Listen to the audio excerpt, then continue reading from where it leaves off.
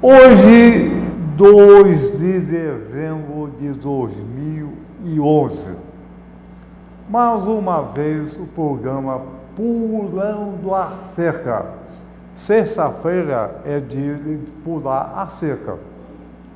Mas pular a cerca não é sacanagem, é superar o obstáculo. O programa Pulando a Cerca não tem nenhuma pauta, nenhuma censura. É como a vida, não tem roteiro. O apresentador do programa sou eu, Daniel Sultoriansky. A nossa equipe é um programa feito em equipe. Vamos começar diferente. Vamos apresentar a nossa equipe. O Joãozinho, mostra o Inácio. O Inácio, lá, isso! Agora, ao contrário, o Inácio mostra o Jorginho. Nossa equipe, olha que simpático, gostosíssimo, simpaticíssimo. Vamos mostrar a equipe aqui atrás. O Marcão, o Zada, o Fred. Vamos, mostra aí, aqui atrás. Vamos lá, Fred. Zada. Marcão. Mostra o Marcão. Sumiu o Marcão. Mostra o Marcão. Marcão. Pensando. E o Marcão. Marcão, vem para cá. O carrinho. Isso. Começamos pela nossa equipe. É uma equipe fantástica. Tem que precisar. Quando tem. Claro que tem. É um programa totalmente inusitado. É feito em equipe. Todo mundo pode fazer o que quiser. Inclusive você, espectador. Pode ligar para cá ou pela internet e pedir. Eu quero participar do Pulando a Cerca. O telefone é 2629-2481. Venha participar. Não tem o menor problema. Aqui não é preciso ser doutor, é preciso ser eu. Eu vivi, eu sofri, eu fiz, eu não fiz, eu queria fazer. Então, o Pulando a Cerca é assim. E também da equipe tem um pedrinho, que sempre fala, pulando a cerca, cobrido de lona é circo, descobriu é pulando a cerca. Hoje estou animado. Eu sou o único apresentador de programa de televisão que já teve o AVC, acidente vascular cerebral ou derrame, continua no ar.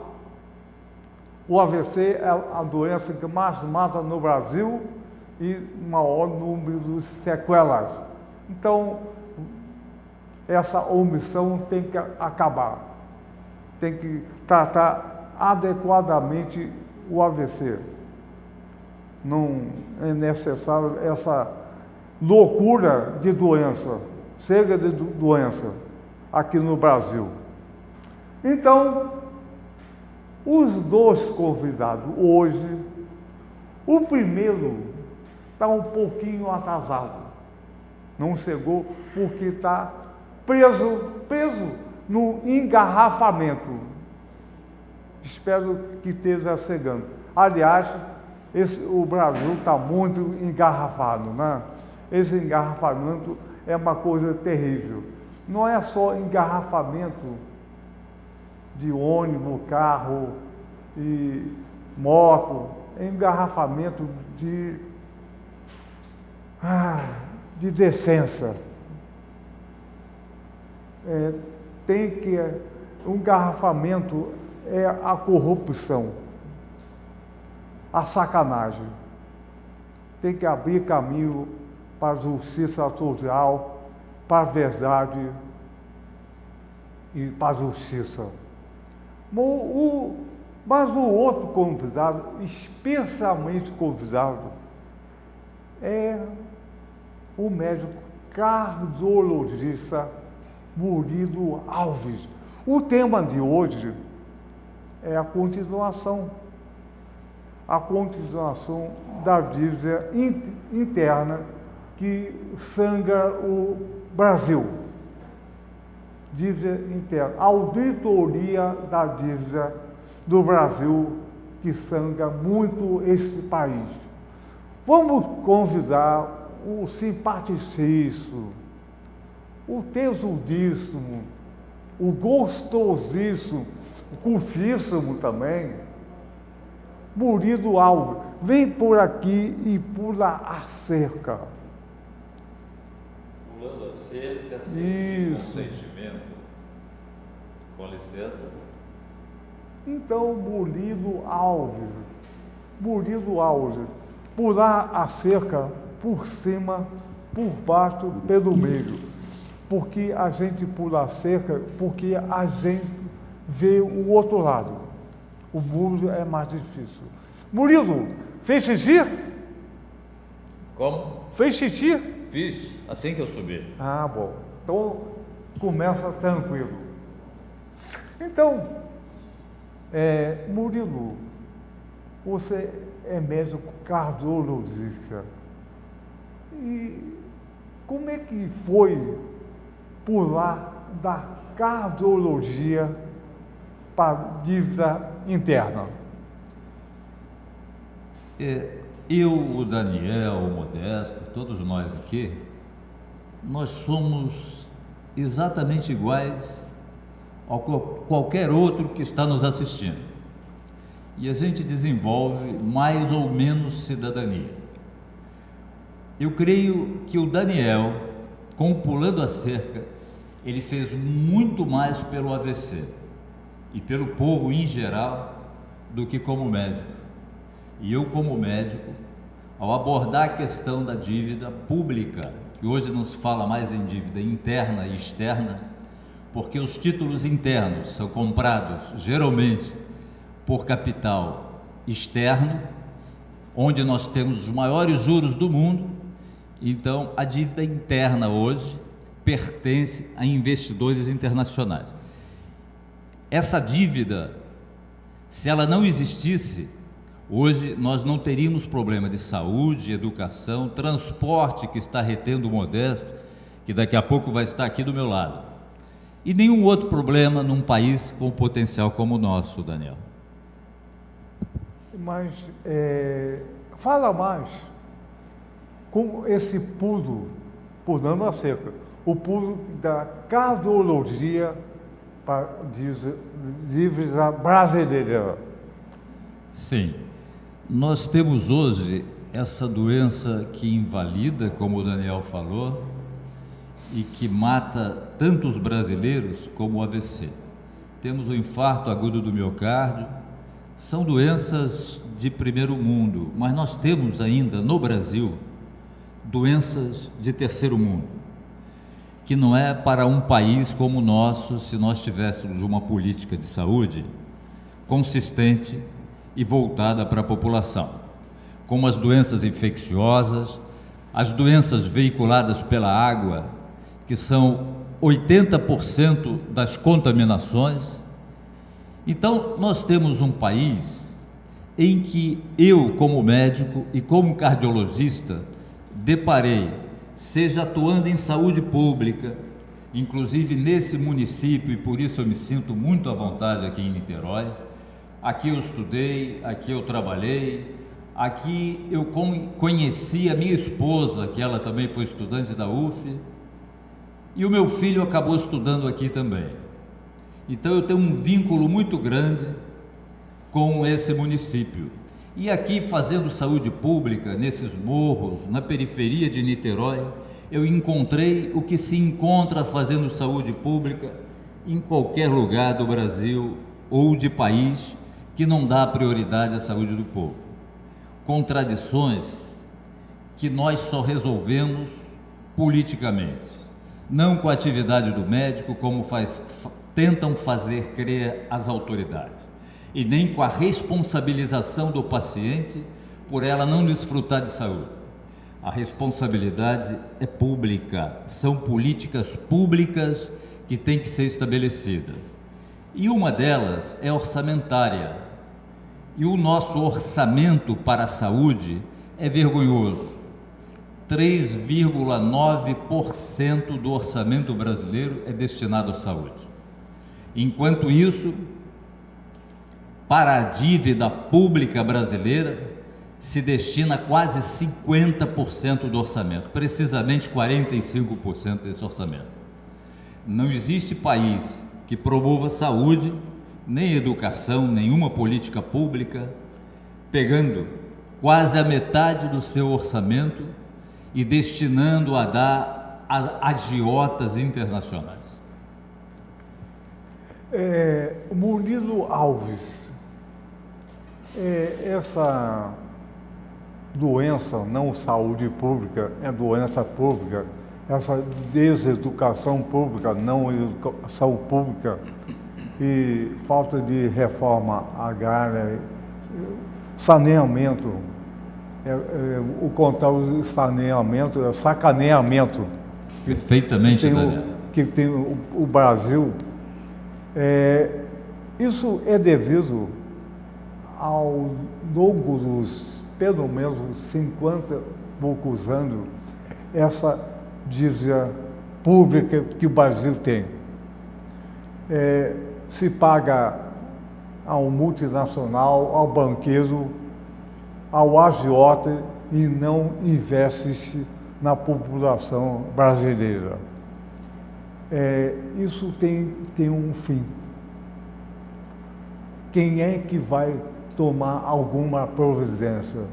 Os governos todos são, às vezes, fantoches do banqueiro do capital multinacional. A providência, caro, tem que ser tomada pelo cidadão. Murilo Alves, doutor Murilo Alves, meu colega, o que é, na tua concepção, cidadania? Daniel, cidadania é a capacidade que o indivíduo tem de se indignar contra tudo aquilo que está errado e buscar a solução para corrigir esses erros.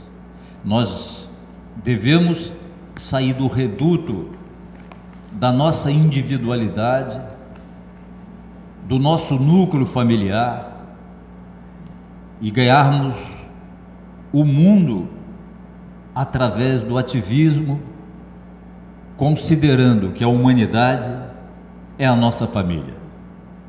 Independente de sexo, cor, credo, independente das suas características raciais, a nossa família é o ser humano e associada a ele, e ele interagindo com a natureza.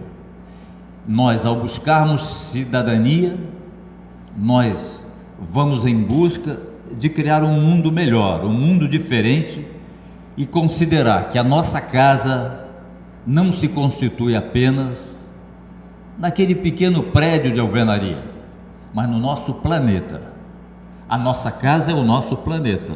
Devemos cuidar muito bem dela e devemos cuidar muito bem dos nossos entes mundiais, que todos eles são parentes e que hoje, com a decifração do genoma, não é? As características genéticas dos indivíduos, a gente vê que as nossas diferenças são praticamente nenhuma. Seja do negro para o branco, seja de uma raça para outra, de um indivíduo para o outro. Nós somos irmãos, temos as mesmas necessidades e devemos buscar que essas necessidades sejam satisfeitas.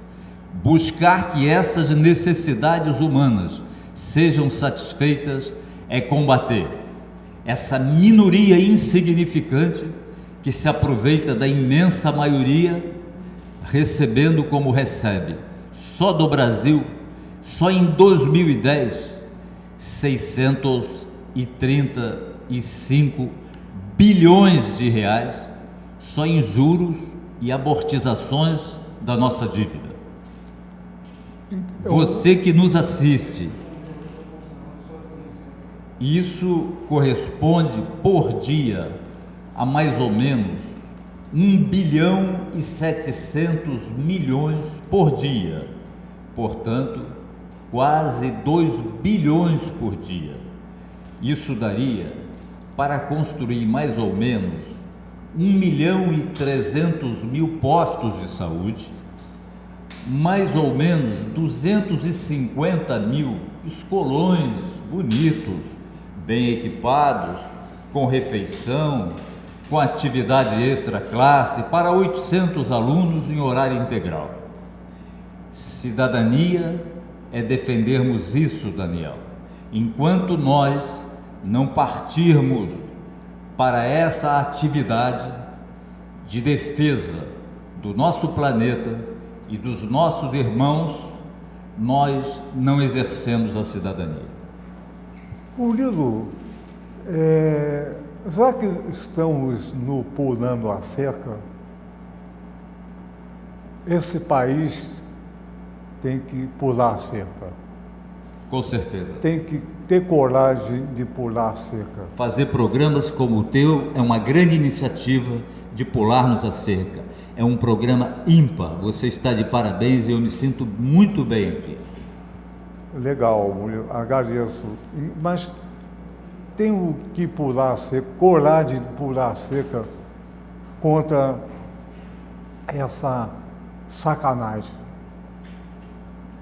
Essa corrupção que alguns ganham uma fortuna e o resto da população vive de tostões. Isso tem que mudar. É claro que é difícil mudar a natureza humana. Chegou o Modesto da Silveira. Pula seco. Pode, não, deve.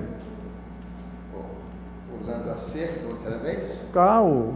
De dentro dela, bom dia. Bom dia, Modesto. Que prazer Modesto, estar com você. o Modesto da Silveira é o maior advogado vivo desse país. Então, eu assino embaixo dessa declaração. Todo mundo assina embaixo. Modesto preza grande. Então, eu só tenho 1,68. Você tem quase 1,90, sei lá. O Modesto é um garoto, tem 84 anos. Eu tenho 95.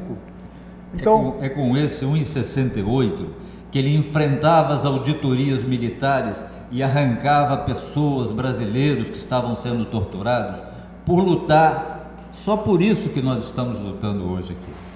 Enfrentava os doicode, o DOPS e etc. Você imagina se esse homem tem 2 metros de altura? Então, vamos continuar. Pular a cerca é uma necessidade nacional. Ter coragem de pular a cerca. E pular a cerca com a auditoria da dívida é uma necessidade nacional, hoje mais do que nunca. Senão, vai ser uma sacanagem com o pré-sal, petróleo. A saúde vai embaixo, a educação vai embaixo, a universidade vai embaixo, o transporte, a riqueza. E cada vez mais essa dívida nem se paga o principal, é só os juros.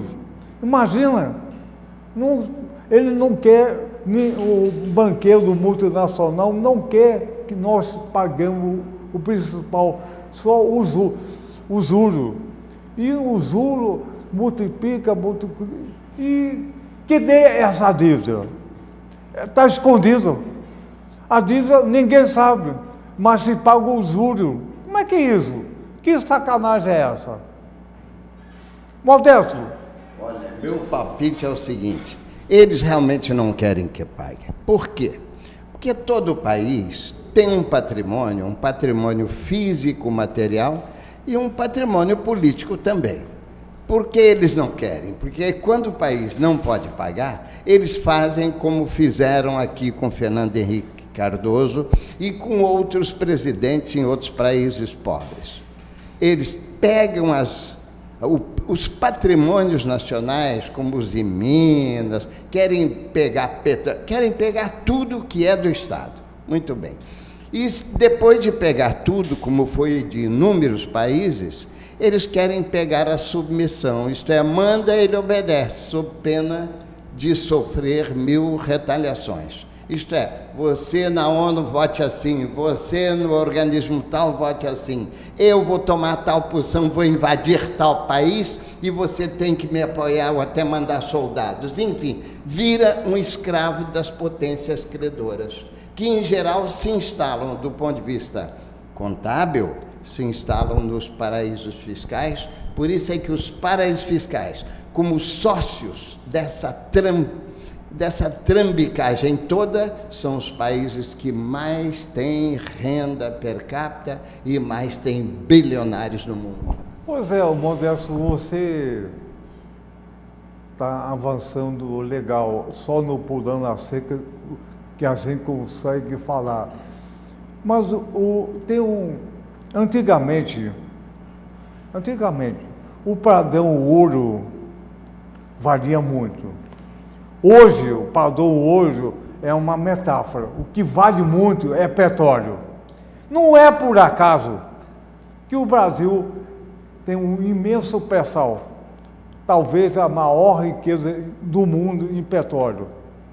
Então, essa dívida, claro que não pode ser mudada nem a gente saber. E o pré-sal é um tesouro forte.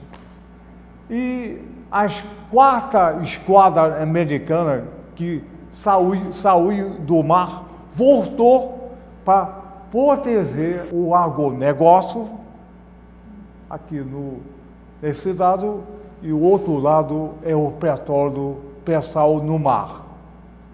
Isso parece que está escondido. A mídia não fala disso, os políticos não falam nisso, escondem isso, e só nessa pequena bandeirinha que Pulando a Seca que a gente consegue falar para o público, pequeno que for. Então, a dívida pública é uma necessidade nacional, nem é no futuro, é no presente. Estou correto, Murilo Alves? Você está completamente correto, Daniel. A nossa dívida atualmente é de 3 trilhões. A dívida interna, 2,3 trilhões, e o resto é a dívida externa. Essa dívida, ela se multiplicou, e a auditoria da dívida cidadã foi buscar esses fatos a partir da década de 70. Mais precisamente, na época da ditadura. Em 1979, os juros que eram de 5% a 6%, eles passaram para 20,5%. Foram elevados unilateralmente pelos credores. Por isso, eu quero relacionar essa dívida e essa opressão do povo e esse beneficiamento de uma minoria insignificante com um modelo que não controla isso, pelo contrário.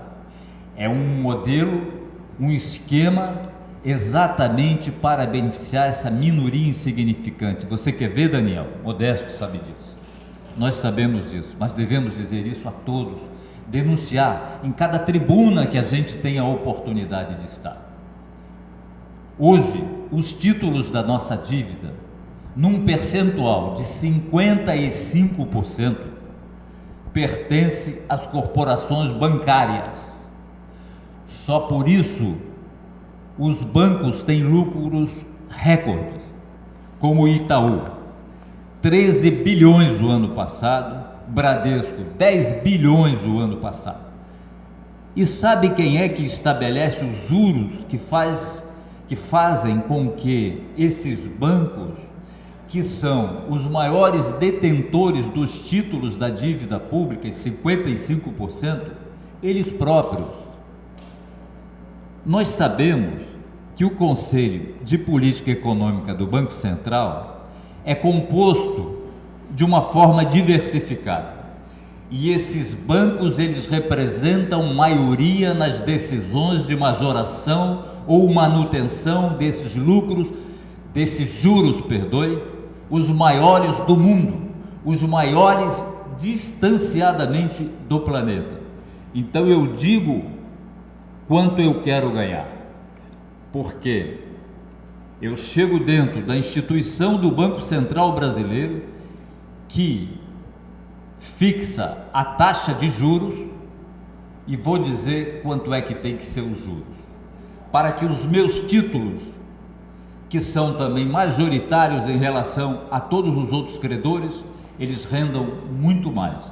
Então eu gostaria de vincular que essa desregulamentação dos fluxos de capital, que o nosso país é vítima, isso é planejado, é intencional, e político nenhum no mundo ele age independentemente. O político, por metáfora, ele é o rabo da cobra venenosa.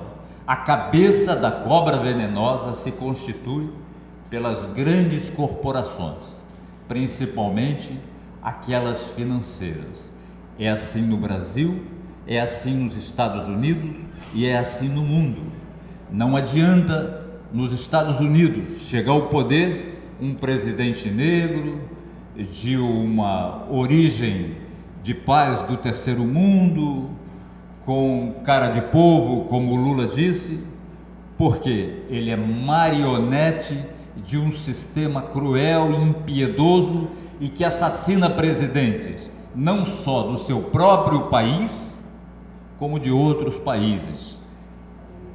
Presidentes que se arvoram de nacionalistas não precisam serem taxados de comunistas, como Torrijos, que recebeu um gravador e que ali dentro tinha uma bomba que explodiu, e um dos presidentes do Equador, que também estava querendo acabar com bases militares no Equador e dar um basta à exploração internacional. E esse esquema é feito primariamente pelo convencimento, pela CIA e pela corrupção. Se tenta corromper as lideranças. Se não se corrompe, vêm os chacais. E os chacais estão prontos para executar. De onde são os chacais, hein, Murilo? Eles pertencem, em geral, a uma famosa organização, com uma sigla de 3 nomes, de Isso. 3 letras. Isso é a CIA. Que começa com C. E termina com A. No meio tem a letra I. Enquanto o Murilo falava, eu fiquei calculando aqui. Quando ele falava, por exemplo, do lucro desses bancos estrangeiros e alguns nacionais de permeio, eu calculava que um banco só o lucro de um banco desses, a cada ano, ele acumula, ganha mais do que alguns milhões, cada um deles, do que alguns milhões de brasileiros na sua renda, de renda média, como médicos, advogados, engenheiros, gente de terceiro nível, ganha aproximadamente um milionésimo ou muito menos do que isso, da acumulação anual desses bancos estrangeiros e alguns nacionais também. A coisa é tão vergonhosa que as crises têm que existir sempre, não é? As crises são acumuladas e às vezes geradas por eles, porque eles ganham até com as crises. Por quê? Os governos fazem, como o americano e até o brasileiro e outros, fazem o quê? Socorrer os bancos que não podem falir. Eles geram a crise de propósito e são socorridos de propósito por quê? Porque manipulam o dinheiro que vem dos bancos, manipula inclusive as eleições e os processos eleitorais e as próprias leis. Você não acha, Murilo? Perfeitamente, Modesto. É por isso que os Estados Unidos da América do Norte destinou 16 trilhões de dólares aos bancos. Isso, olha, o PIB americano, o maior do planeta, é de 14 trilhões de dólares. Eles deram a esses senhores das corporações bancárias 16 trilhões de dólares. É essa gente que manipula a política do mundo. Eles financiam as campanhas e colocam lá, assim como o Cabo Anselmo serviu à ditadura, e a denominação dessas pessoas que estão em mãos da ditadura para entregar os seus companheiros chamam-se cachorros, é a denominação clássica. Hoje, os políticos corruptos, porque nós temos uma parcela muito importante, não vamos generalizar, de políticos do bem, infelizmente sem poder algum, porque representam minoria nas nossas câmaras legislativas, mas essas maiorias que permitem fazer isso com a nossa população, elas são financiadas pelo poder do capital. Então, em última instância, os causadores dessas mazelas sociais, dessa pobreza, fome e carência da população, são os próprios gananciosos, empresários, proprietários, acionistas dessas corporações internacionais. E assim é no mundo. Murilo hoje está me arrastando no seu pensamento. Olha só. Diga. Modesto, o Murilo colocou que se muda o governo, mas não se muda o poder. Poder é sempre igual, muda o governo para lá, é um pêndulo, para lá, para cá, para lá, mas o poder é sempre igual. Já que nós estamos pulando a cerca, tem alguma forma corajosa de pular a cerca contra essa arbitrariedade, contra essa sacanagem? Se não houvesse, nós não estaríamos aqui. Então, E há mesmo. E há mesmo. Então, vamos falar claramente, pulando a seco, qual é a primeira, tem outras maneiras de pular a cerca contra essa sacanagem da dívida pública desse país. Olha, pular a cerca é exatamente dizer a verdade sobre as coisas, né? Podíamos seguir nesse papo aí que o Murilo provocou, mas eu vou pegar um outro tema, talvez mais abrangente, que é da maior importância no momento. Por exemplo, a aprovação dessa Comissão da Verdade, que pega, Comissão da Verdade, que vai redundar em justiça, dizendo ou não, foi aprovada, vão ser nomeadas pessoas para apurar. De 1946 a 1988, isto é, pegando um período de 42 anos, mas, sobretudo, o período de 21 anos da última ditadura, que foi de 64 a 85, quando isso vier esclarecido, é evidente que as coisas mudam. E desde que o povo acompanhe, se organize, pense no assunto e atue na defesa do seu país e do seu povo. Pois bem, eu não digo se não, quando essa Comissão da Verdade apurar o que é escondido a 7 chaves e às vezes convertido em lei do segredo, do sigilo de 30 anos, de 50 anos e até sigilo eterno. Todo sigilo é suspeito, não é? A não ser quando é de interesse apenas individual. Eu não quero saber se você é bonito ou feio quando tira a roupa. Isso é questão sua, pessoal. Você pode não querer exibir, mas você não pode esconder. Isso você pode esconder. É seu direito pessoal. Mas o que você não pode esconder é o que você está fazendo de mal para uma coletividade, uma maioria ou um país, como estas corporações fazem, como as ditaduras fazem. E a ditadura agora pressiona contra o funcionamento. A ditadura, os membros remanescentes hoje das ditaduras estão pressionando, primeiro, para que não se forme a Comissão da Verdade. Segundo, se ela funcionar, que ela tenha o domínio. Terceiro, que ela seja apenas uma farsa. E nós temos que lutar para que ela traga toda a verdade, porque sem ela não tem história, não tem verdade, não tem solução de problemas. Nós estamos, neste momento, aí. E olha, o que se esconde no país e no mundo é uma coisa tão grave. Os historiadores, coitados, nunca conseguem escrever toda a verdade. Eles escrevem aquilo que transparece ou que ele analisa muito bem. Mas a realidade mais séria, mais grave, em que entram governos corruptos, paraísos fiscais, organizações criminosas, ilegais, oficiais, oficiosas e clandestinas, de todo tipo. Enquanto não se abrirem os arquivos nacionais e os arquivos internacionais, sobretudo das grandes organizações e especialmente bancárias, dos banqueiros e daqueles que são donos dos bancos. No dia, por exemplo, em que você, para ser vereador, deputado estadual, deputado federal, senador, governador, você dá uma procuração pública a verificar o seu processo de conta, sem nenhum segredo, para a população, porque você vai lidar com ela e com o dinheiro dela.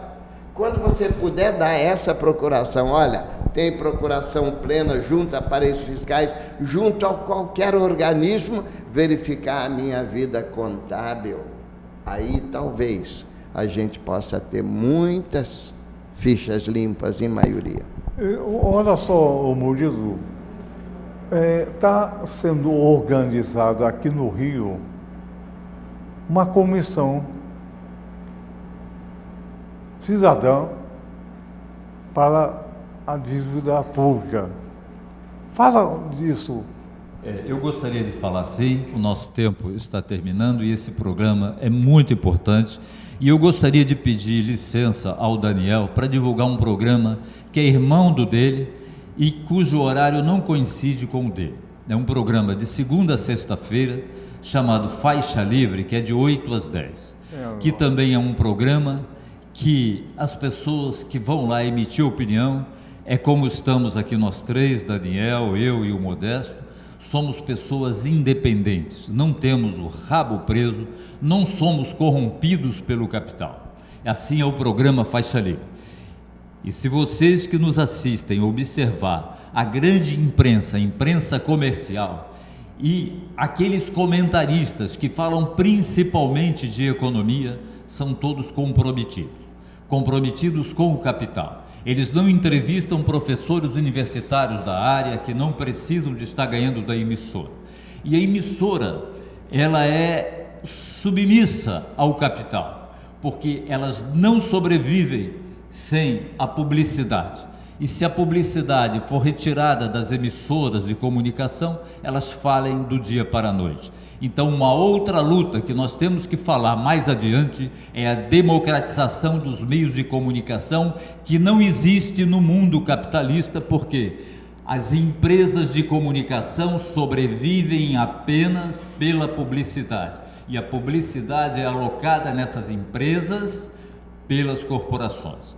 Mesmo muito a bem. Publicidade mentirosa ou, hein? Principalmente a publicidade mentirosa, aquela que ilude o povo.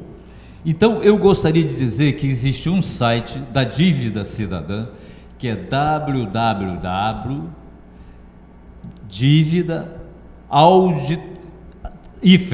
auditoriacidadã.org.br. Isso, você que está nos assistindo, vai se enriquecer, se indignar e cerrar fileiras conosco. Nós aqui no Rio de Janeiro já temos um núcleo da dívida cidadã que funciona no ACBGE, que é a Organização dos Trabalhadores do IBGE, e que é estabelecido na Avenida Presidente Wilson, 210, 8º andar.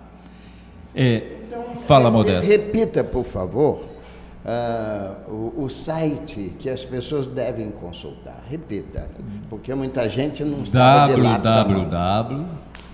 www.auditoriacidadã.org.br.